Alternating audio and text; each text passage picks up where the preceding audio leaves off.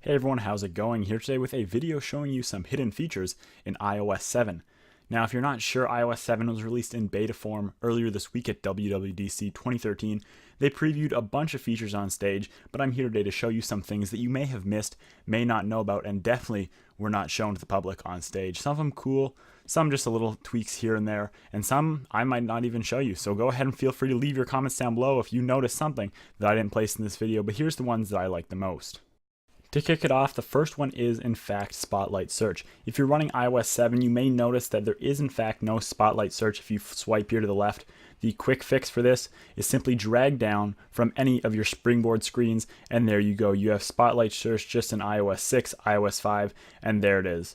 I'm not sure if I like this yet. I think it's more clean that it's not there on the left because that was a little bit buggy, but sometimes you may accidentally drag this down, but that's how you access Spotlight Search, and surprisingly not that many people know it. It's not as intuitive as it was before.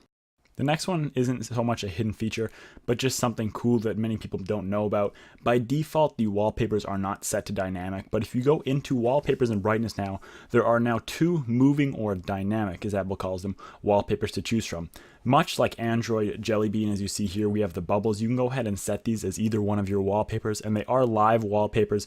Again, it's about due time that these came around to iOS 7, but you can go ahead and set them, and also you can shift your apps, and it's hard to see here, but your apps will even move on top of the dynamic wallpapers themselves. So those dynamic wallpapers, and again, they're not set by default, so many people don't even know that they're there. Now this next feature is by far my favorite of all of them I'm about to show you. So if you're like me and you're someone who does like to take panorama photos on your iPhone 5, I have a couple of them here. This one is of the Hoover Dam in Las Vegas, Nevada. And I'm going to go ahead and show this to you. I set this as my lock screen. And now when you quit out and go to your lock screen, you can do this really, really cool feature. So here's the panorama photo, and there's my lock screen. It reacts to your movement, and you can look at the whole thing up, down, left, right. This is by far one of the coolest things. It's actually hard to figure out if you don't know. If you set it as a panorama photo, no need to crop it. You can set it as this and access that awesome feature.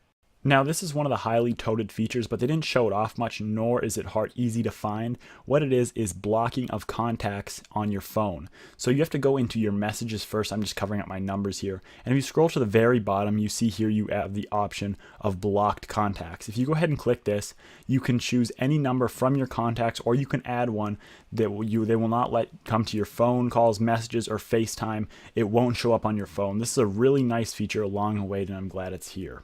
Now this one also not as big, but very handy at that. If you go all the way to the bottom of your notification center settings, you see you have these government alerts, which by default are set to off.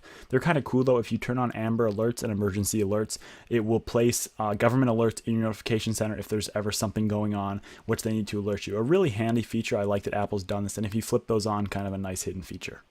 This next one is also really cool, and it's been long requested, and what it is live zooming while filming a video. So as you see here, I've started to record a video, and I can zoom in and out while I'm actually recording. In the past, what you had to do was zoom into your preferred distance, then shoot the video and record it at one stable point. Now you can zoom in and out live as you're recording video, and in all honesty, the degradation of quality is not that bad. The zoom is about 2 to 3 times, not as much as a full camera zoom, but the quality is really not that terrible for how much of a zoom you get. A nice handy feature. This next thing isn't so much a feature as it is just a little extra Easter egg, but if you take a close look on the clock icon on the springboard, you will notice that it is now live and it is updated with the current time, even with the second hand. If you're familiar with jailbreaking and all, this is one of the very popular tweaks called Live Clock. They've now just implemented this into iOS 7. It's just a nice little fun, handy thing to have there, the clock that updates itself. The next two features I'm about to show you are things Apple implemented. They're going to kill off a lot of applications. The first one is the implementation of a QR code scanner right into Passbook. So anyone who uses Red Laser, apps of the like, basically those now become useless as the QR code is a stock app or stock feature right on your device. You can go ahead and scan it and import it into your Passbook. Also, as you see here, we now can go into our compass, and we actually have a live level. So anything like iHandy level or apps like that are now also rendered somewhat useless. You place it flat on the table here, and as you can see, we are on a level table, 0 degrees, and it lights up nice and bright green. So that is in the stock app. You have to swipe to the right, and you'll be able to get a level right on your iPhone without installing any extra apps. Now this last one is also something that is long overdue. through many glitches and ways around this, we can finally put newsstand into a folder. Apple has not wanted you to do this for so long, but as you can see here, you can now finally place newsstand into any folder. No having to hide it or beat the system, it just simply goes in. You can keep it in there or pull it out as you wish. So that's newsstand in a folder, a cool little feature that I also found. So those are all the hidden features that we decided to place in this video today. If you have noticed any that I didn't show in this video that you think are pretty cool and you're running your copy of iOS 7, please feel free to leave a comment below. Again, these are the ones that I just found the most interesting, so I decided to make a video on them. If you are curious in running iOS 7 right now, as it's not yet available to the public, go ahead and head over to iOSbetas.com. That's iOSbetas.com, and you can sign up and begin using iOS betas today. It's not available yet to the public until the fall or later with the launch of the next iPhone, but you can begin to use yours today if you head over to iOSbetas.com, get registered as a developer, and then start using iOS 7. It's a really cool software. It has lots that has been improved, and it's awesome. Thanks so much, guys, for watching. Hope you liked the video, and I'll see you in the next one.